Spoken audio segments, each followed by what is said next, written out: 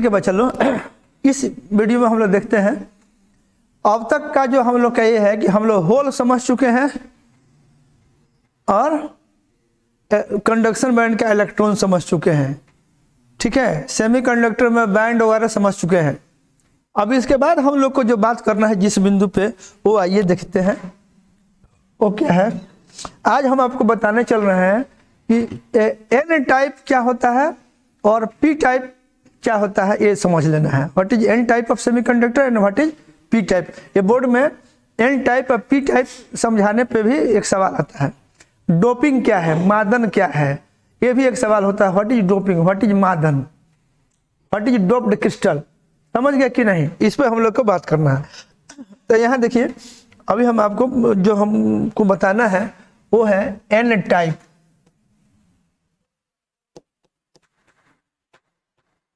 N type and P type semiconductor.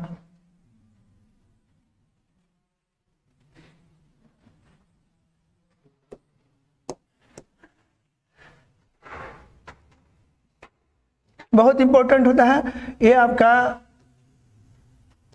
जो है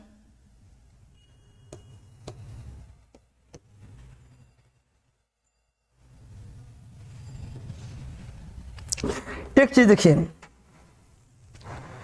हम लोग इंट्रिंसिक बुझ चुके हैं, मानो शुद्ध न्याज अर्धता चालक बोले थे, इंट्रिंसिक बोले थे। अब इसमें आपको क्या आएगा,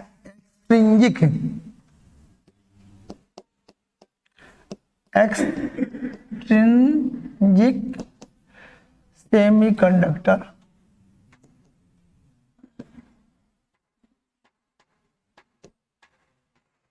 एक्सट्रिंसिक है, एक्सट्रिंसिक। देखिए अब इसमें आप नाम ही से समझ जाइए,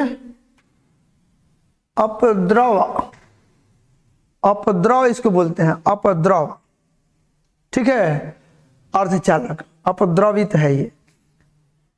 एक था नैज, ठीक है, इंट्रिंसिक। समझिए, इंट्रिंसिक मतलब बुझिए कि एक तरह का एटम से बना हुआ क्रिस्टल है और इसमें जो है कुछ मिलावट होगा।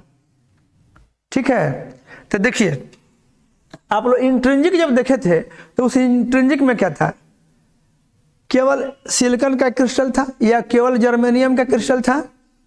ठीक है कि नहीं। रूम टेम्परेचर पे कि उसमें क्या होता था कि जितना होल बनता था वैलेंस बैंड में उतना ही इलेक्ट्रॉन बनता था कंडक्शन बैंड में। एक हम लोग प्रोसेस हम लोग बोलने जा रहे हैं, बोलेंगे एक्सट्रिंसिक बनाने के लिए एक शब्द हम लोग यूज करने जा रहे हैं, डोपिंग। डोपिंग इसको हिंदी में बोलते हैं मादन। ये कुछ शब्द समझते जाइए, उसके बाद आप जितना बात हम बोल रहे हैं उसी से आपका काम चल जाएगा। ठीक है, इसको लिख लीजिए, आप लोग लिखिए तो जरा।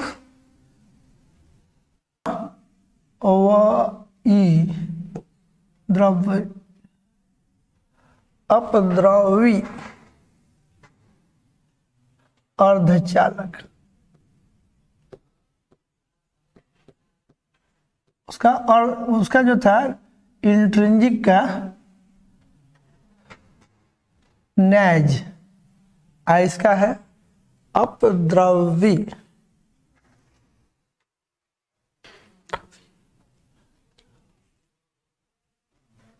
देख लिए ना,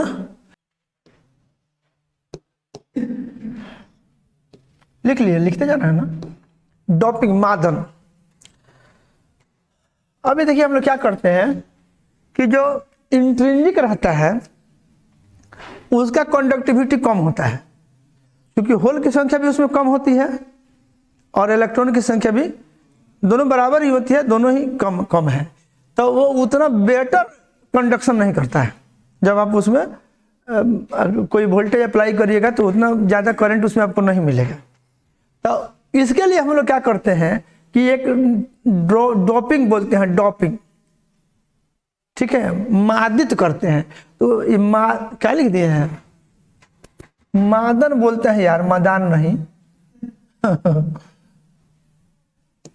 मादन इसका नाम है। ठीक है, इतना ज्यादा ठंडा है कि दिमाग थोड़ा सा ठंडा आ गया है, इसमें का लाइन उसमें हो जा रहा है। ठीक है, आज का ठंडी भी रिकॉर्ड तोड़ ठंडी है।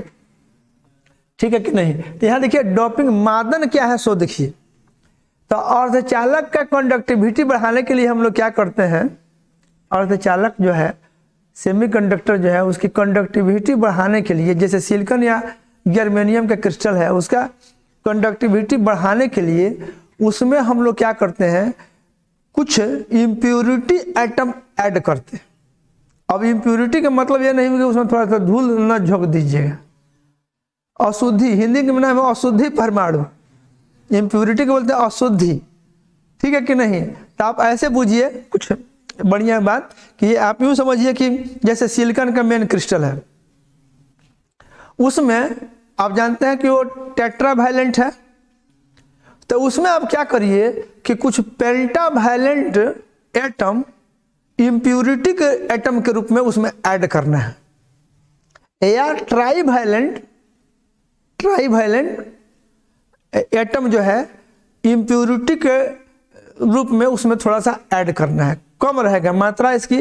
मान देखिए मेन क्रिस्टल जैसे सिलिकॉन का है तो सिलिकॉन के एटम ही उसमें मेनली रहेंगे, इसका मिलाने का हिसाब किताब फिर वही है।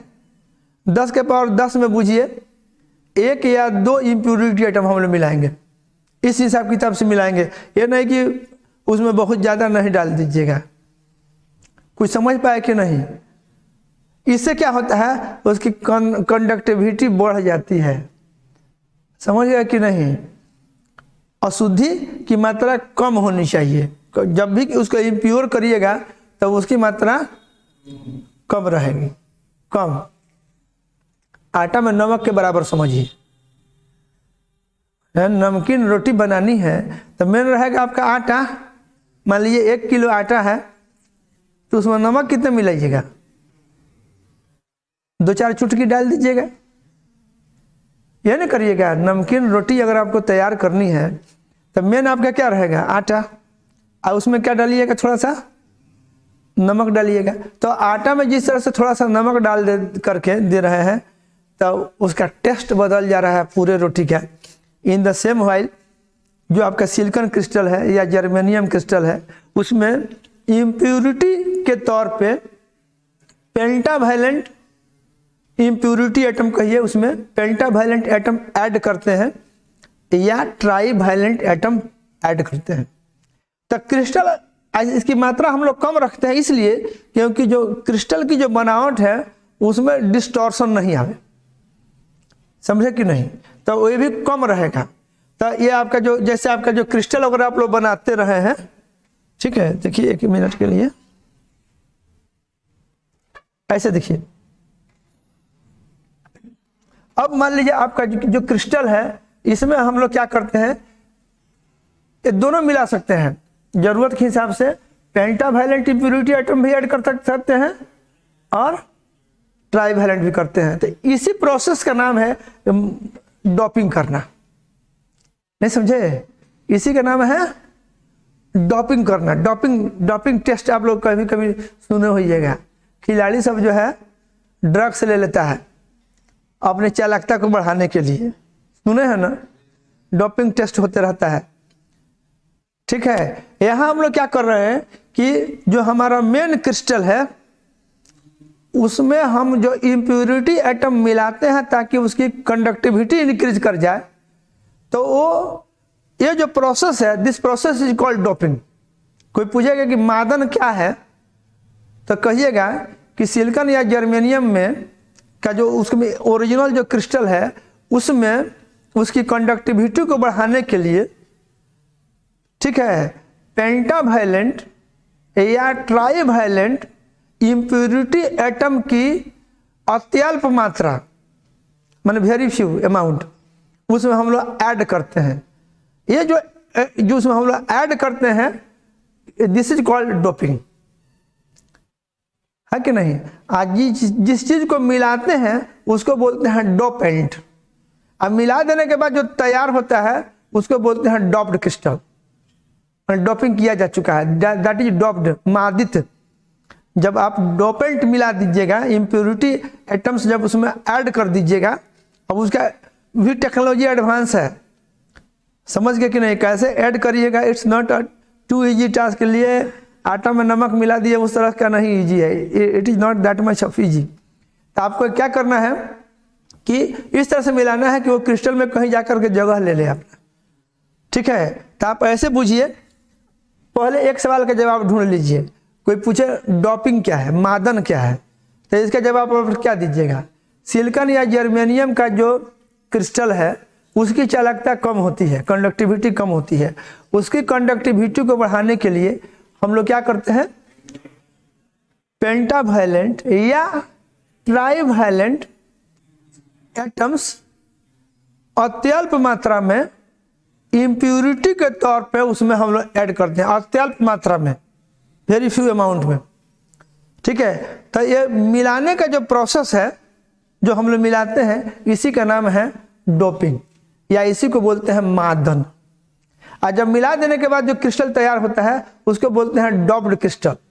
आइए जो इम्प्यूरिटी एटम जो डालते हैं, जैसे पेंटावैलेंट एटम, तो पेंटावैलेंट एटम्स में आप बोलिए कुछ का नाम, जैसे आर्सेनिक है, फॉस्फोरस है, बोलिए और बोलिए, बिस्मथ है। ट्राइवैलेंट में आप बोलें तो ट्राइवैलेंट में आपका इंडियम है, बोरन है, एल्युमिनियम है। इन सब एटम की अत्यल्प मात्रा सिलिकॉन या जर्मेनियम के मेन क्रिस्टल में हम लोग किसी टेक्नोलॉजी से ऐड करते हैं, ठीक है। ऐड कर देने के बाद उसका गेम हम लोग समझेंगे। तब पहले कोई पूछे व्हाट इज डोपिंग, तो इतना ही डोपिंग में आप लिख करके, 1-2 नंबर का है तो आप लिख लीजिएगा, नहीं समझे। इम्प्योरिटी एटम का सिलिकॉन या जर्मेनियम के क्रिस्टल में जो एडिशन है दैट इज डोपिंग, ठीक है। आज जो मिला देने के बाद जो क्रिस्टल तैयार होगा उसको क्या बोलेंगे, that is called doped crystal. और जिसको मिलाइएगा उसका नाम क्या होगा, डोपेंट नाम होगा उसका, that is called dopant. Okay, कुछ समझ पाए कि नहीं आप लोग? तो इस तरह की बात समझ गए, डोपिंग समझ गए, माने एडिशन ऑफ, इसमें कोई पूछेगा तो क्या है ये, एडिशन ऑफ, हम चल जाएगा, एडिशन ऑफ ट्राइवैलेंट और pentavalent atoms in original crystal of silicon और germanium as impurity atoms in very few amount to increase their conductivity. किसकी कंडक्टिविटी, सिलिकॉन या जर्मेनियम की, टू इंक्रीज देयर कंडक्टिविटी, ना मिलाना, एडिंग, एडिशन ऑफ ट्राइवैलेंट और pentavalent atoms in original crystal of silicon और germanium as impurity atoms to increase their for, मान silicon और germanium, silicon या जर्मेनियम का, दिस इज डोपिंग। तो जिसको मिलाते हैं इम्प्यूरिटी एटम्स को क्या कहते हैं, डोपेंट। लिख लीजिए,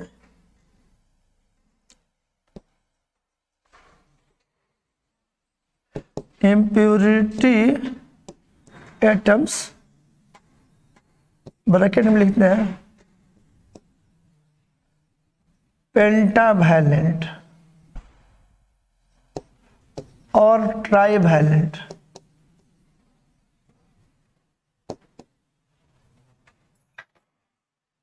इम्प्यूरिटी एटम्स पेंटावैलेंट और ट्राइवैलेंट आर कॉल्ड, क्या कहिएगा, डोपेंट।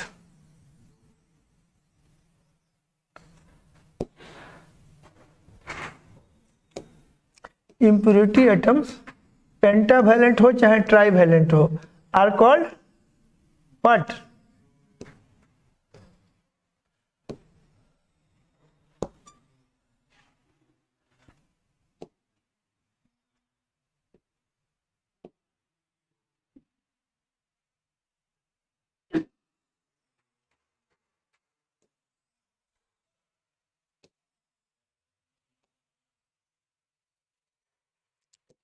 पेंटावैलेंट हो चाहे ट्राईवैलेंट हो, क्या कहते हैं उनको? डोपेंट कहते हैं।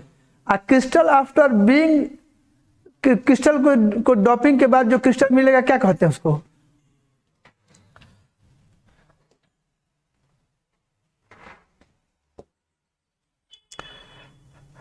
And the crystal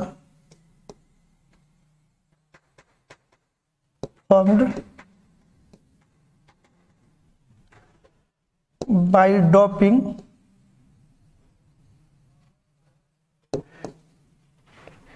is called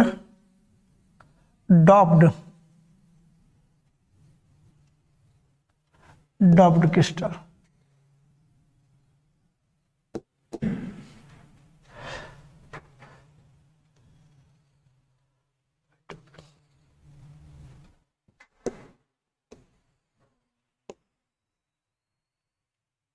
बोलो, नहीं समझ में आ गया? ये डोप्ड क्रिस्टल हो गया। दिमाग में रखिएगा, ज्यादा मात्रा नहीं मिलानी है। क्या करना है? ये हमेशा एक चीज बताए हैं, क्या? Doped crystal.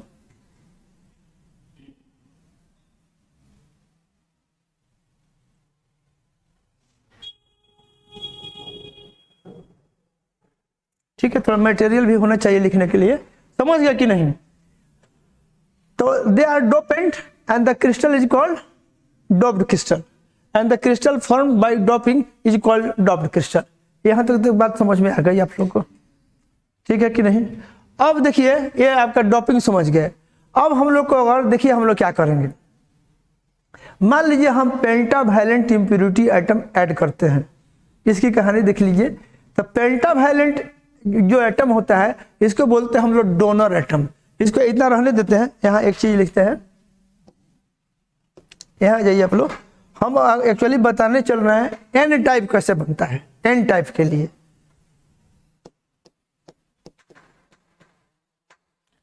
N type semiconductor कैसे बनता है।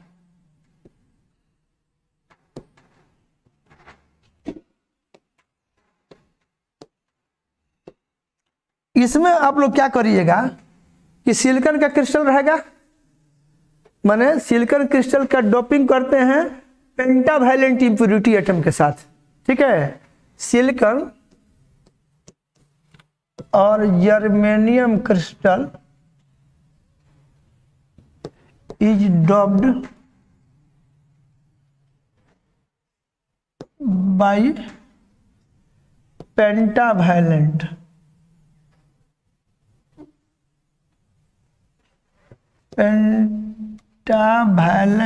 impurity atoms।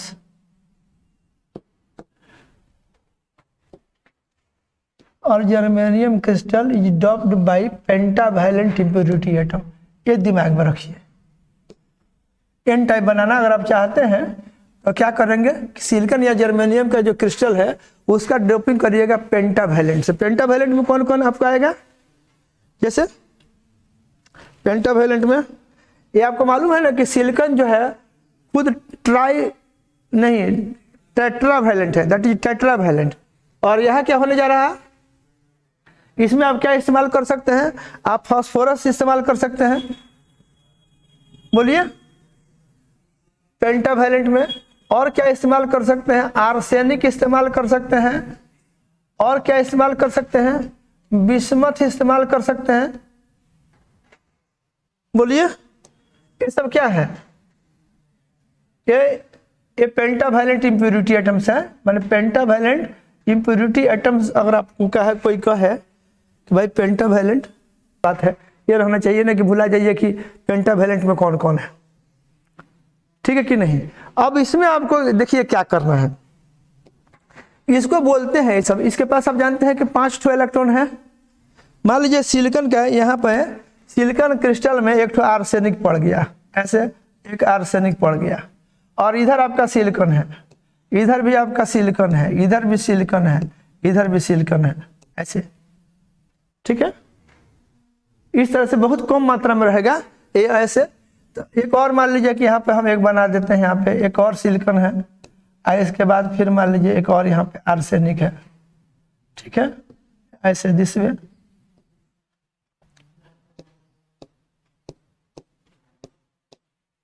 इसको समझ लीजिए, बहुत आसान है।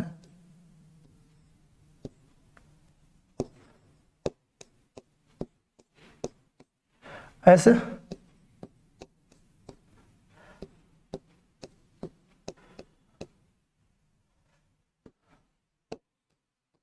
ऐसे देखिए क्या होने वाला है। इस तरह से बाकी बात आप लोग समझ रहे हैं, समझ रहे हैं कि नहीं? ये क्रिस्टल है भैया, ठीक है। ये क्या बन गया?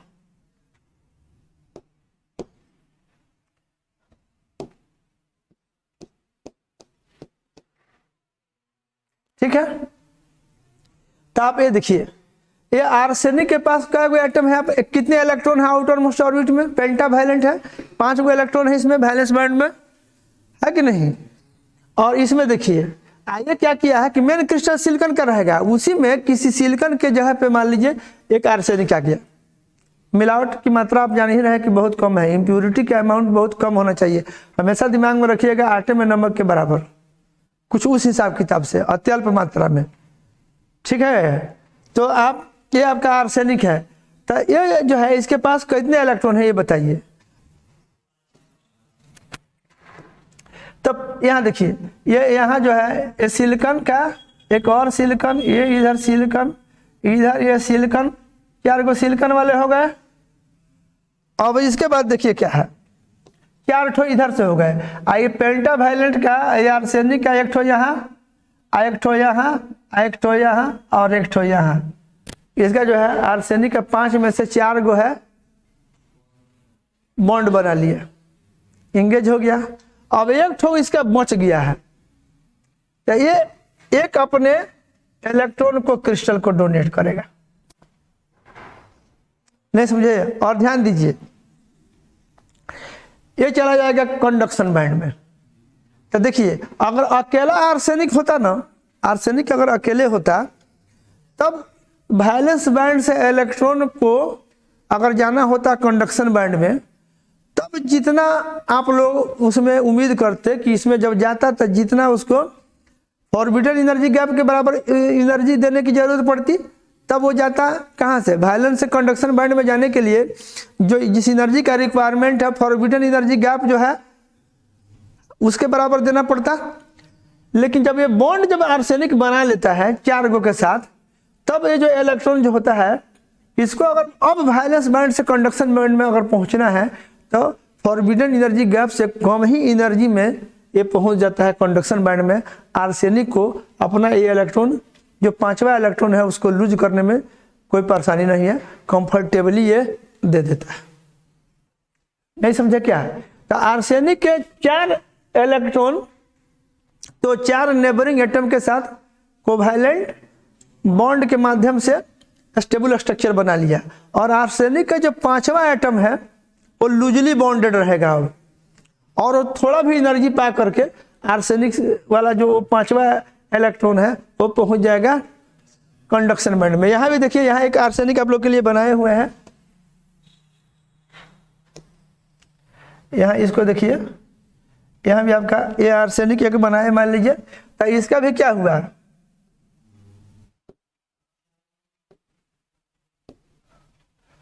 चार गो तो बॉन्ड बनाया और 5वां बाहर आया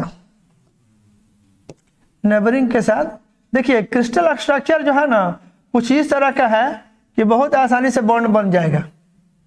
टेट्राहेड्रल ऑलरेडी है, अब उस टेट्राहेड्रल स्ट्रक्चर में एक तो चल गया किसी जगह पे सिलिकॉन की जगह पे, तो बाकी क्रिस्टल में तो कोई डिस्टॉर्शन नहीं आया है, इसीलिए ज़्यादा नहीं मिलाना है, हिसाब किताब से ही मिलाना है। तो ये आसानी से बाकी 4 के साथ एक एक इलेक्ट्रॉन का शेयरिंग कर लिया और स्टेबल स्ट्रक्चर प्राप्त कर लिया, और इसका भी जो 5वां है वो बाहर आ गया।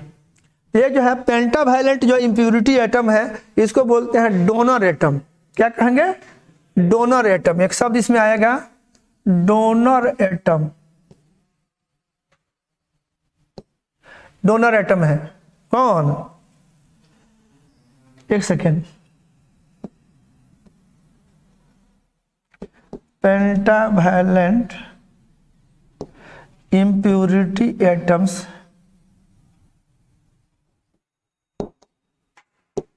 impurity atoms donate one electron each, one electron to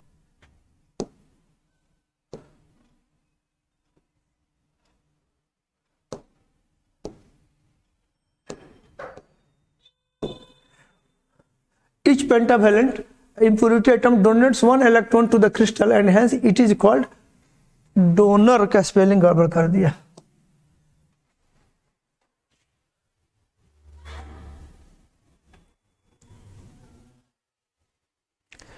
इतना बात तो क्लियर हो गया, डोनर एटम समझ गया। अब देखिए क्या होगा, पूरे क्रिस्टल में जितना आर्सेनिक एटम होगा उसके एवज में उतना इलेक्ट्रॉन आ जाएगा कंडक्शन बैंड में, ठीक है कि नहीं, क्लियर।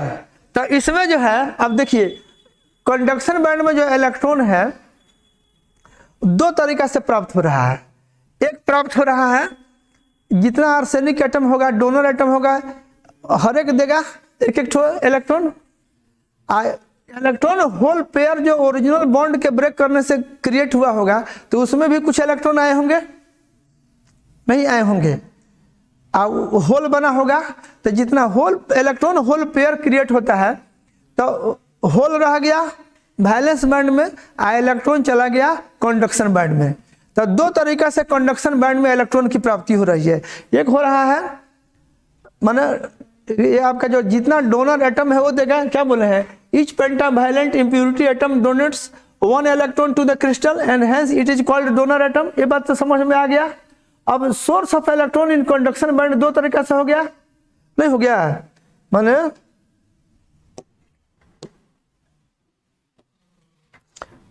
ऐसे ही लिख लीजिए, इन कंडक्शन बैंड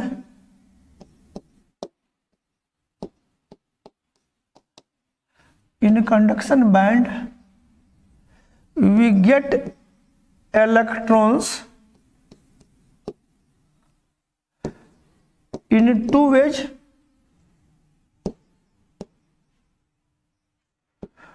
पहला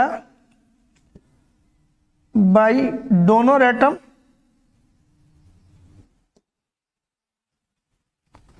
और दूसरा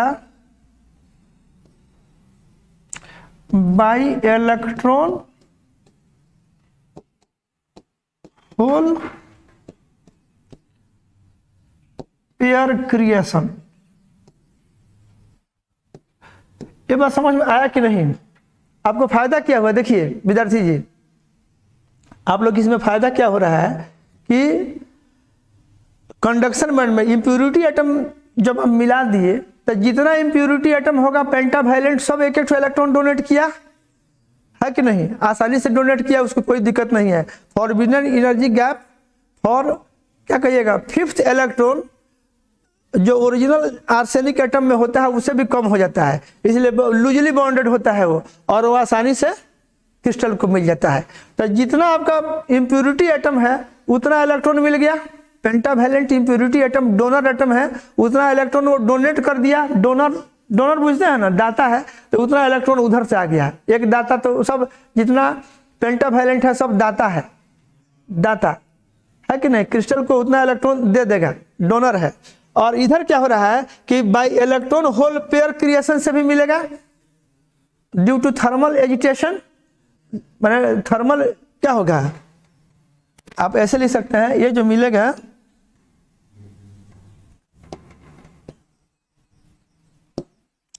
due to thermal excitation, excitation होगा, थर्मल एक्साइटेशन से आपका इलेक्ट्रॉन होल पेयर क्रिएट होगा। नहीं समझे? तो मेरा ख्याल आप लोग ये बात देख लिए कि दो साइड से आ रहा है। एक और इसमें बड़ी इंटरेस्टिंग बात है, क्योंकि इलेक्ट्रॉन बहुत ज्यादा है तो दो साइड से इलेक्ट्रॉन मिल रहा है, एक डोनर एटम के थ्रू, एक बॉन्ड के ब्रेकिंग होल इलेक्ट्रॉन पेयर के क्रिएशन के चलते। तो इलेक्ट्रॉन की अधिकता है, अब वैलेंस बैंड में होल कम है, नहीं समझे, और जितना होल है उतना इलेक्ट्रॉन तो गया ही गया है, अब प्लस आर्सेनिक वाला से और ज़्यादा आ गया उसमें, तो इलेक्ट्रॉन की संख्या अधिक हो गई। और एक चीज बात और सुनिए, ओरिजिनल सिलिकॉन का जो क्रिस्टल हो चाहे जर्मेनियम का क्रिस्टल हो, उसमें जितना इलेक्ट्रॉन एंड होल रहता है उससे भी कम होल हो जाता है। इसलिए क्योंकि इलेक्ट्रॉन इतना ज़्यादा है कि कुछ इलेक्ट्रॉन जो है फिर आ करके होल के साथ कंबाइन कर जाते हैं। एक प्रोसेस है इलेक्ट्रॉन होल रिकॉम्बिनेशन। नहीं समझे? आप सपोज कीजिए एक भोज में खाना खाने के लिए आप गए हैं, इस एग्जाम्पल को समझिए। तो वहाँ आप आजकल देखे होइएगा यूजुअली लोग का स्पेस जब कम रहता है तो लोग चाहता है कि खड़ा होकर के लोग खाना खाएं, लेकिन कुछ बड़े बुजुर्ग के लिए कुछ कुर्सी लगा दिया, मान लीजिए 25 को कुर्सी लगा दिया, 200 या 500 लोग हैं उसमें 25 को कुर्सी है, 500 लोग खाना खा रहे हैं प्लेट में लेकर के खड़ा होकर के, आप कुर्सी मान लीजिए कुछ कम ही है, मान लीजिए कि 500 लोग में 50 कुर्सी है, तो कुछ लोग जैसे देखेगा कि कुछ कुर्सी खाली है, नहीं समझे, इतना ज़्यादा है कि कुछ ना कुछ लोग उसमें बढ़ जाएगा। समझ गया कि नहीं? तो कुछ तो उसमें से तुरंत भर जाएगा कि नहीं, वो ऑक्यूपाई हो जाएगा। आप सोचिएगा कि नहीं 50 को खाली रखें बड़े बुजुर्ग लोगों के लिए जिनको खड़ा होकर खाने में तकलीफ है, तो कुछ ना कुछ लोग ऐसे होंगे सामर्थ्यवान लोग भी उसको ऑक्यूपाई कर लेंगे। समझ पाए कि नहीं? तो इस तरह की बात होती है। इलेक्ट्रॉन की चूंकि बहुत ज़्यादा संख्या में हो जाते हैं और होल कम है, तो एक होता है इलेक्ट्रॉन होल रिक्रिएशन के चलते जितना ओरिजिनल क्रिस्टल में होल रहता है उससे भी होल की संख्या डिक्रीज कर जाती है। माने आप कह सकते हैं कि ये जो है the number of holes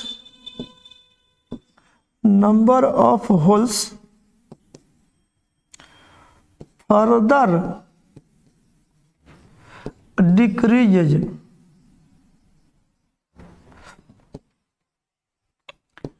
due to electron hole recombination।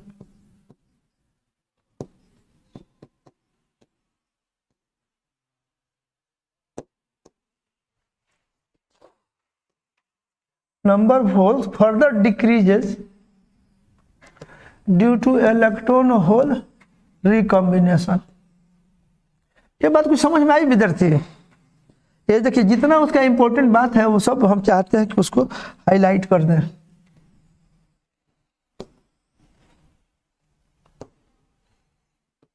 तो देखिए इससे क्या हो रहा है, इलेक्ट्रॉन होल रिकॉम्बिनेशन से आप ये बात समझ रहे हैं कि होल की संख्या फर्दर घटते जा रही है नहीं, तो क्या हो जाएगा इस तरह से आप देखेंगे तो वो जो क्रिस्टल होगा उसमें मेजॉरिटी चार्ज कैरियर जो होगा इलेक्ट्रॉन्स होंगे।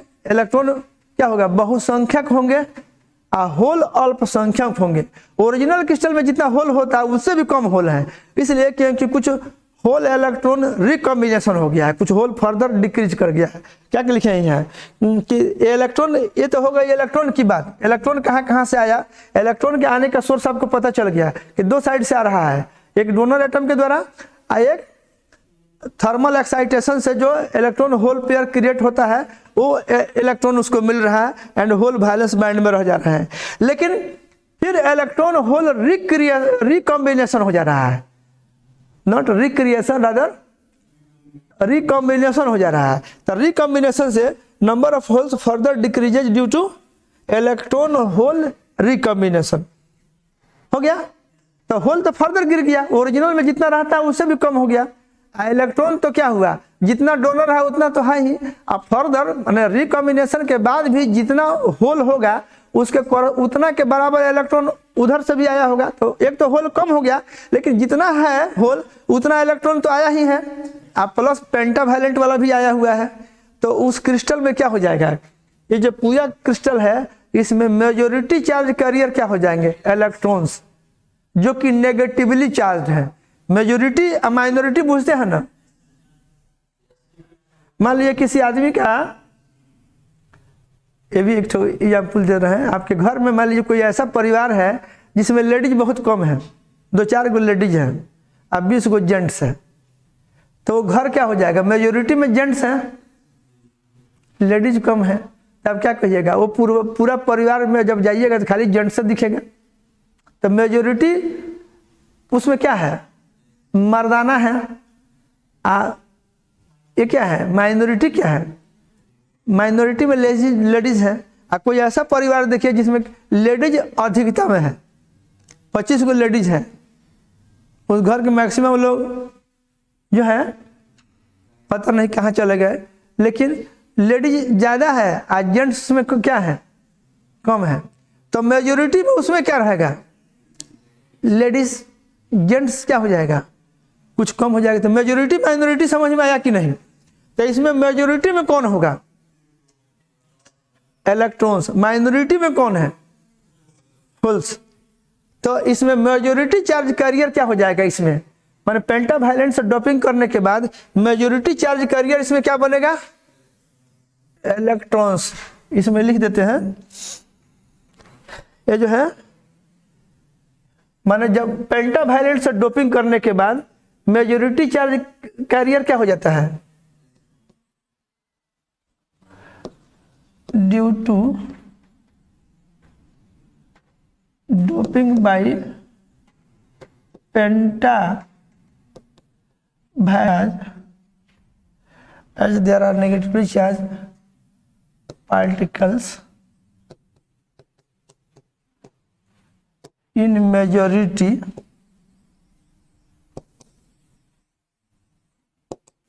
hence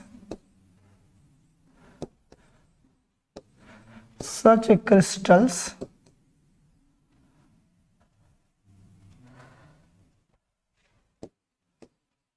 are called n type. नहीं क्लियर हुआ विद्यार्थी, कुछ क्लियर हुआ कि नहीं, हो गया, ये समझ गया। As there are negatively charge particles electrons in majority, hence such crystals are called n type. बुझा गया, n टाइप। भाई पेंटावैलेंट से डोपिंग करोगे, मेजोरिटी में इलेक्ट्रॉन्स आ जाएंगे वैलेंस बैंड में, not in valence band, sorry, in conduction band. Valence band में तो होल है, माइनॉरिटी में है वो, मेजोरिटी में मेजोरिटी चार्ज कैरियर इसमें क्या है, इलेक्ट्रॉन्स हैं जो कि नेगेटिवली चार्ज हैं, इसलिए ऐसा क्रिस्टल को क्या बोलेंगे, एन टाइप। ठीक है। अब अगर आप एक मिनट सुन लीजिए, अब कहानी खत्म हो चुकी है, अब आप लोग पी टाइप की बात आराम से समझ जाइए। पी टाइप की अगर करते हैं इसमें, अगर पी टाइप की बात करिए, पी टाइप सेमीकंडक्टर,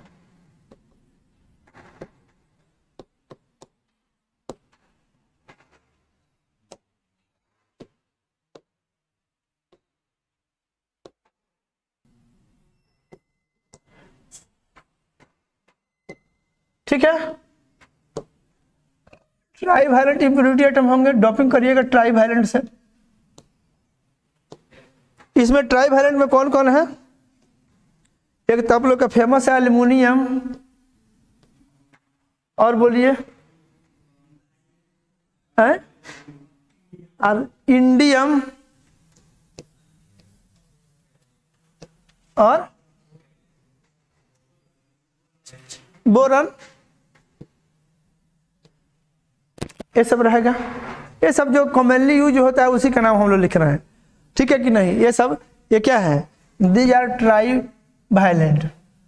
अब ये सब देखिए क्या होगा, अगर मान लीजिए कि ओरिजिनल क्रिस्टल फिर उसी तरह से बनाइएगा ना, ये मान लीजिए सिलिकॉन है, फिर यहाँ पर सपोज करिए कि एक आपको रख देते हैं, बोरन को रख देते हैं, या इंडियम को रखिए, ज़्यादा अच्छा रहेगा, इंडियम को रखिए, एक तो सिलिकॉन, इंडियम, फिर इधर हम लोग रखे सिलिकॉन, इधर सिलिकॉन, इधर सिलिकॉन, ऐसे सिलिकॉन, मेन क्रिस्टल सिलिकॉन का रहेगा, ठीक है कि नहीं।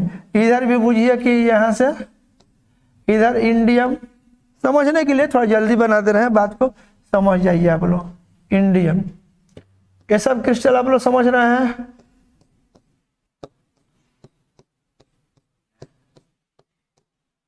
तो ये आप क्या देखिएगा यहाँ पे, यहाँ पे अगर आप देखिएगा तो इसके पास क्या है, इसके पास इंडियम ये आपका कितना रख रहा है, ये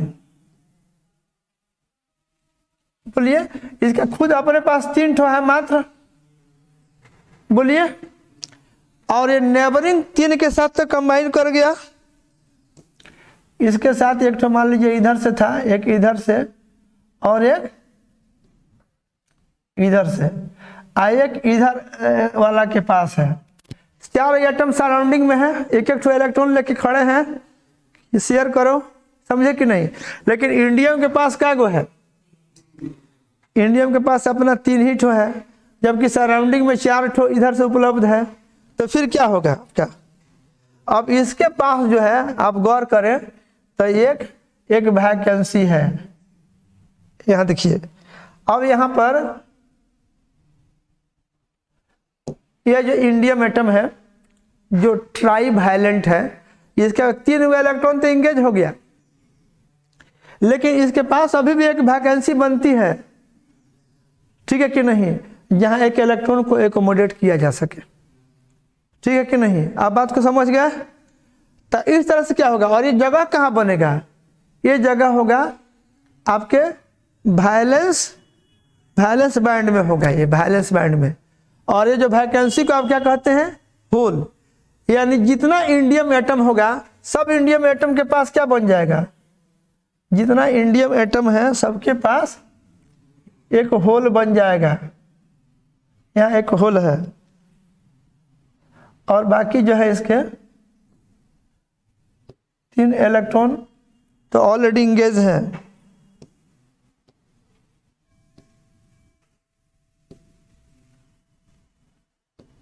ऐसे आई होप बात को समझ गए आप।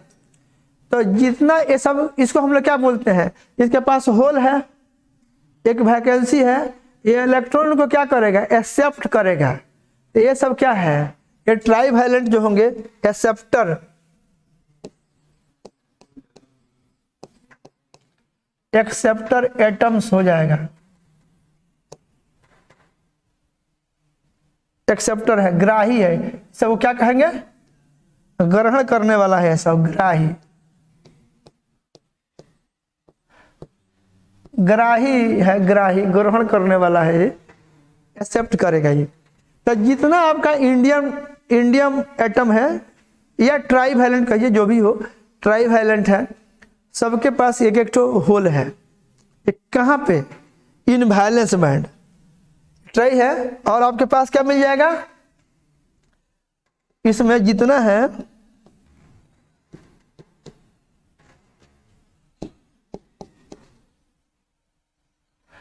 each trivalent impurity atom, each trivalent impurity atom has a hole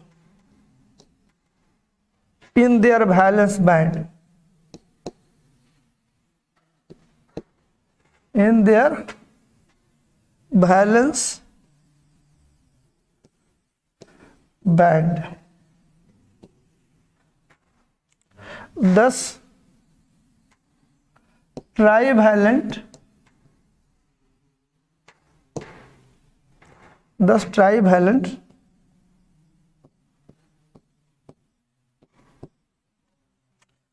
impurity atoms are acceptor atoms, ग्राही परमाणु है।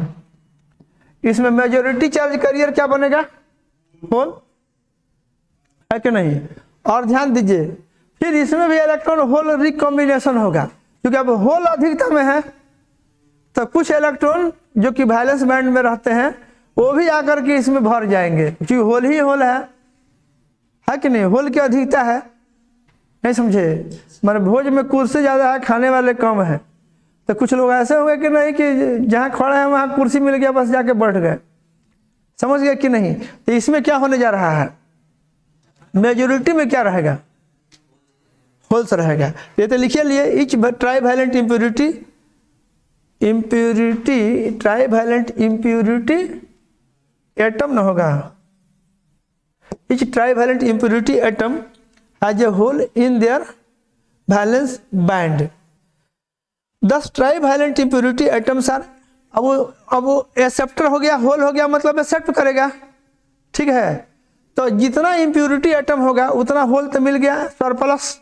पहले से इलेक्ट्रॉन होल पेयर था, जितना इलेक्ट्रॉन था उतना होल था, और कुछ सरप्लस होल आ गए, तो इसमें क्या हो जाएगा, मेजॉरिटी चार्ज कैरियर्स क्या हो जाएंगे, इसमें holes are in majority.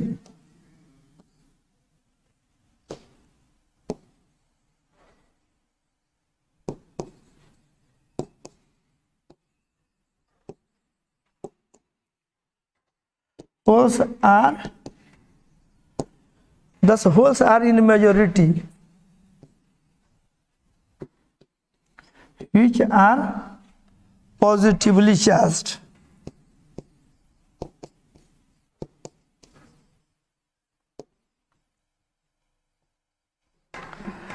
and hence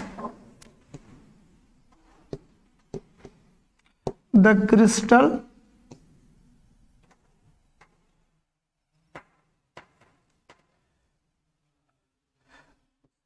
becomes p type। हो गया सर, समझ में बात आ गई कि नहीं। एक्सेप्टर और एटम है, ये सब क्या है, एक्सेप्टर एटम है। Each trivalent impurity atom has a hole in their valence band, valence band में होल होगा। 10 trivalent impurity atoms are acceptor atoms, है कि नहीं, एक्सेप्टर एटम्स है। ये बात समझ में आ गया कि नहीं। अरे होल एक्सेप्ट करेगा ना। फाइनली यहाँ पर स्टेटमेंट ऐसे लिख दे रहे हैं कि 10 holes are majority charge, majority